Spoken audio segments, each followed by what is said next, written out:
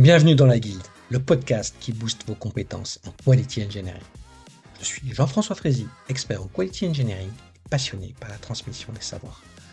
Chaque semaine, je te partage des astuces pour transformer ta façon de travailler en Quality Engineering. Installe-toi bien, on est parti pour un nouvel épisode rempli de conseils concrets. N'oublie pas de t'inscrire à ma newsletter pour recevoir du contenu exclusif et ne rien rater. Chaque semaine, je te livre des méthodes actionnables, des outils efficaces et des stratégies sur les meilleures pratiques du moment, avec des formats courts, pratiques et accessibles à tous. Alors abonne-toi maintenant pour ne rien rater. Bienvenue dans ce deuxième épisode de la mini-série de la guide sur la conduite du changement en QA. Aujourd'hui, avec Nicolas Canseco, on va parler de pair testing.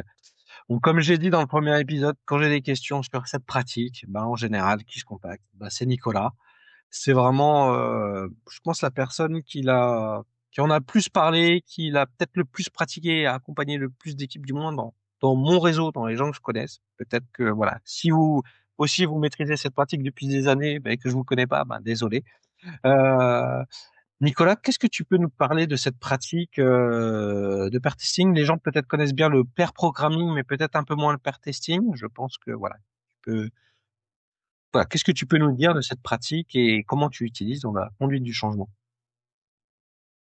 Oui, effectivement, le pair testing, c'est une pratique que j'ai reprise et adaptée. Deux testeurs qui testent sur le même écran, c'est quand même courant, ça arrive qu'on teste ensemble sur un même écran, qu'on se montre des choses et qu'on se donne des idées. Voilà. Parfois, ça peut être un binôme entre un senior et un junior qui permet de faire progresser le junior. C'est des pratiques qui sont documentées depuis très longtemps, qui existent depuis très longtemps. C'est pas du tout moi qui les ai inventées. Par contre, moi, ce que j'ai essayé de pousser dans les environnements où j'ai travaillé, comme je disais à l'épisode précédent, dans des environnements start-up et très agiles, où on est au quotidien côte à côte avec les développeurs, je- à un moment donné, je me suis dit, mais pourquoi on va passer par des outils, pour ne pas le nommer, comme Jira par exemple, pour dire que telle fonctionnalité, telle tâche est testable et on va tester chacun dans son coin alors on a le développeur juste à côté de nous. Je trouvais pas ça efficace du tout. Donc à un moment donné, je suis allé voir les développeurs, je leur ai dit écoutez, on va s'asseoir l'un à l'autre côté de l'autre et puis vous allez me montrer ce que vous avez développé et on va tester ensemble. Et c'est ce qu'on a commencé à faire petit à petit et ça marchait bien. Ça nous permettait de voir tout de suite s'il y avait des problèmes. Quand il y avait les problèmes, les développeurs le voyaient tout de suite et disaient ah je vois d'où ça vient, je sais comment le corriger, etc. Ça permettait vraiment de faire gagner énormément de temps et donc donc, ça permettait aussi de fermer les tickets, les tâches très vite et d'avancer. Ça évite le context switching, ça évite de mettre des tâches en pause pendant un jour ou deux. Voilà, ça fait gagner énormément de temps. Donc voilà globalement, très simplement, le concept du pair testing. Pair testing, ça veut dire on teste côte à côte sur le même écran. Comme tu disais, c'est aussi très apparenté au pair programming, où ensemble sur le même écran et sur le même clavier. Voilà, là c'est exactement le même objectif. Oui, c'est ça. Mais c'est vrai que de temps en temps, moi, c'est vrai que quand je parle de tout ça, le développeur pense que c'est le testeur qui va tester, que lui il va regarder de façon passive, le développeur. Quand je dis lui, ou elle, hein. Mais c'est vrai que ce qui est intéressant, je trouve, dans le pair testing, c'est que le développeur teste et il a le support du testeur à côté. Et c'est un bon moyen de lui transmettre aussi notre façon de penser comme un testeur, comme un utilisateur et de parler de techniques de test. C'est-à-dire, là, tu refais ce test-là, mais tu l'as déjà fait. Il suffirait juste que tu fasses une action en plus dans un autre test et ça te prendrait moins de temps, tu serais plus efficace, on irait plus vite. Et, et surtout, il y a cette force, je trouve, qu'on a quand on est QA, c'est la question le fameux what if. Qu'est-ce qui se passe et si je fais ça? Et c'est ça qu'il faut essayer de transmettre, je trouve, surtout dans le pair testing. C'est qu'est-ce qui se passe finalement, je fais quelque chose qui était pas forcément prévu. Et c'est ça qui est intéressant.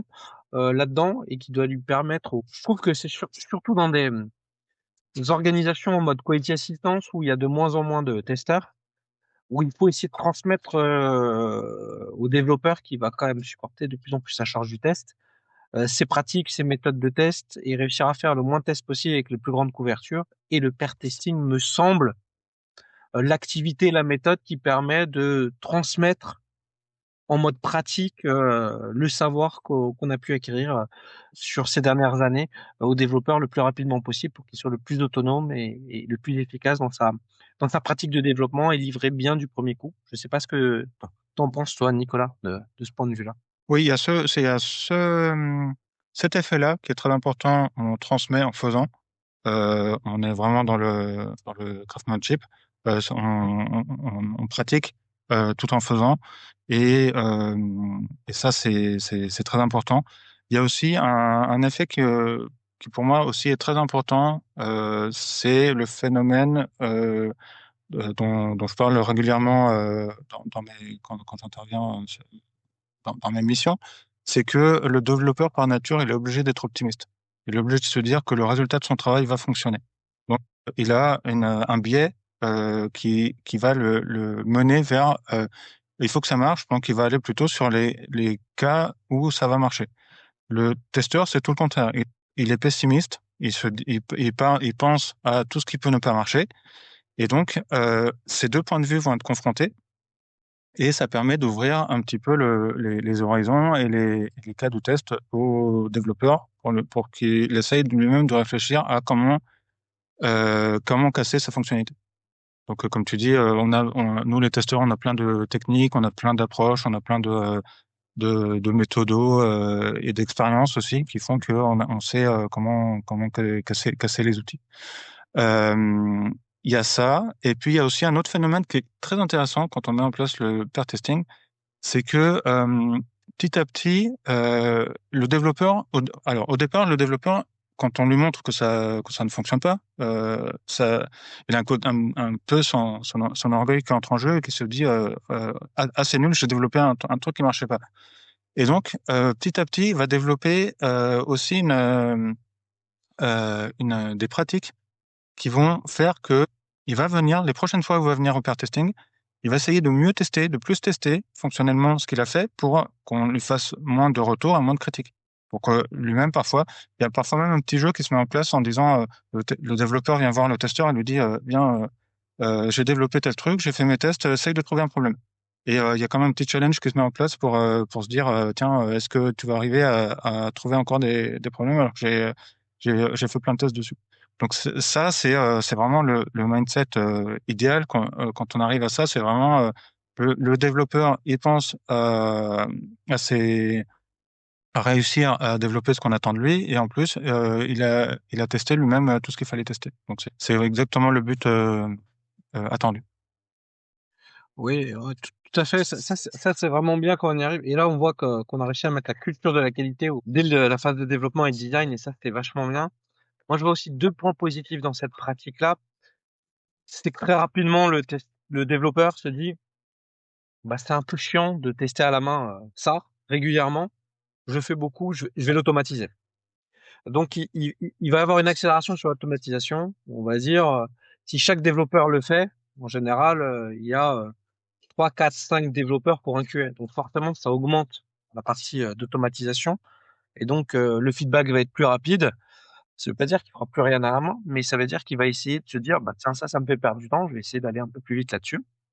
Et l'autre point positif, c'est que lorsque on trouve quelque chose qui fonctionne pas, un défaut lors de cette phase de développement, et que ça ne, et on le fait en mode pair testing ou pendant que le développeur il est en train de construire son application, bah, ce qu'il va faire, c'est qu'il va pas ouvrir un bug, il va tout de suite voir que ça marche pas, il va le corriger.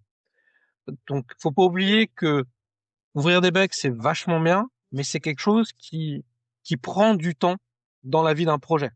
Le développeur ouvre le bug, il doit mettre des preuves, il doit l'expliciter, le mettre en place, parce que le développeur, il va peut-être pas le traiter immédiatement, mais peut-être un jour, 2 jours, 3 jours après.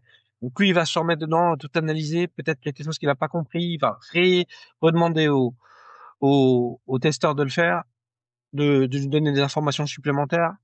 Il va le corriger. Peut-être que lui il va vérifier si ça marche, mais de façon assez basique, et le testeur va refaire des choses dessus. Donc tout ça, ça fait vite exploser la bande passante d'un projet. Donc le meilleur bug, c'est le bug qu'on n'a pas à ouvrir en fait. C'est clairement c'est ce qu'on a réussi à le corriger quand on l'a vu immédiatement dans sa phase de dev ou dans sa phase de conception. Et je trouve que c'est aussi un avantage non négligeable de cette pratique qu'est le pair testing. Je sais pas si toi t'as vu ça. Moi je vois ça un peu comme une gaussienne. Au début on ouvre beaucoup de bugs, on arrive sur un plateau et après ça va diminuer parce que en fait on les ouvre plus, on les corrige immédiatement. Effectivement, on anticipe là sur le sujet du lean, où Oui. on essaye d'éviter de perdre du temps, de gaspiller du temps, de répéter des choses. Voilà, tous ces sujets-là, c'est ce dont on va parler au prochain épisode, mais c'est exactement ça. On essaye d'optimiser et tout ce qu'on fait, en fait, devient plus efficace grâce à ce genre de pratique.